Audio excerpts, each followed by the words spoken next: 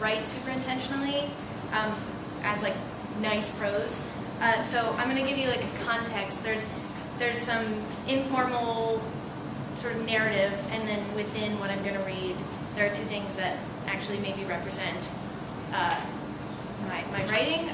Maybe that was like me trying to prepare you all. I'm going to call this Place, Time, and Memory in Lonesome Pines. Also, I have my enlarged text version.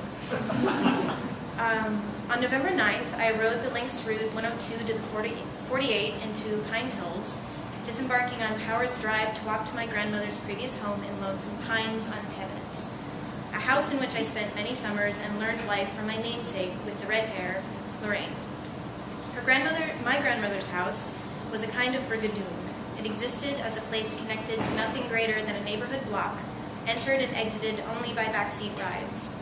I hadn't visited the house in about a decade, and my grandmother moved out more than 5 years ago. Riding the Lynx to a place of many memories allowed me to replicate the experience of visiting the home as a child, unaware both of my surroundings and of interconnectivity of places. Of course, my recent trip had its inherent differences to those of my childhood memories. Though still being transported, now I was aware and critical of my surroundings. The place was changed, as do all places, and I'm compelled to reflect on the causes and effects of the transformation.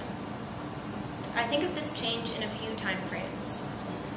My grandmother's occupation of the house on Tebbets Drive from 1974 to 2008, Pine Hills' existence as a community from the 1950s till the present, and my experience of the neighborhood from 1990 till now.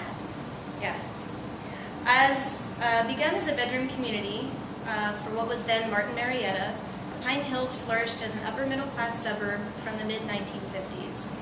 From New Jersey, my grandmother, along with her husband and 3 boys, moved to Pine Hills in 1974. During the late 1980s, after partial annexation efforts on behalf of the city of Orlando, resulting in underrepresentation and higher taxes, combined with the exodus of first-wave suburbanite families to newer neighborhoods, Pine Hills began to witness an economic decline. The telltale signs emerged. The country club closed, shopping malls were abandoned, crime increased, and Pine Hills lost its appeal to conventional suburban families and silent generation snowbirds. Lorraine didn't care much, as some of her friends stuck around, and most of her days were enjoyed on the porch and patio.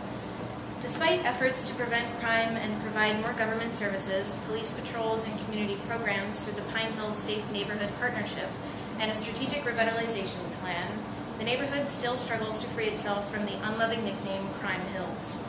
My grandmother moved in 2008 after reluctantly acknowledging discomfort in her home.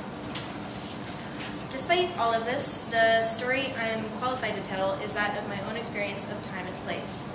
Thus, this phase of my project is an effort to revisit ephemeral memory on Tebbets Drive through conditions similar to the gray-carpeted backseat of Grandma's Buick Century via the Lynx 48.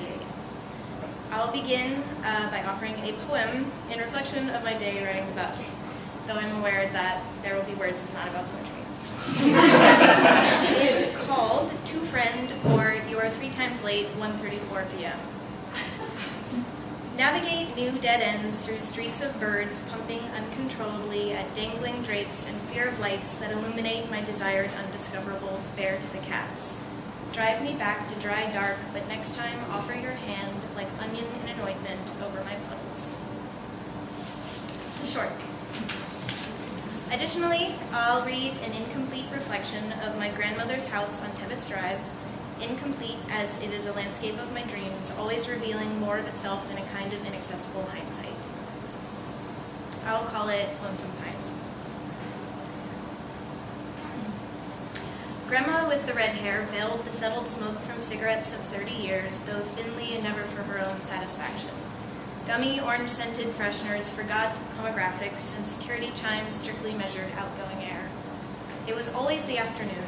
Sheets printed with bamboo stalks guarded the unapproachable west wing, where a desktop computer awaited its death by sledgehammer and spade bit, staring in the meanwhile at a patient treadmill and a poster of true love on horseback. East along the bamboo-covered walls, past the door marked Dick, my room and my father's, and where the ceramic cats garnished with glitter curled in wicker baskets, Displayed plastic cup painted in strips welcomed reflections traveling from window to mirrored wall and back again through swinging ferns and pastel ladies. In the smoky corner, we gave no thought to the cabinet dressed with glassware, all but the faceted cooler cups for bedtime Ovaltine and towel turbans coated in silver ears. Mystery hung around the garden bench that reigned over the only area resistant to her rake. It was a place for memories. I was immune to the past, and Grandma excelled in impressing me in her elastic shorts.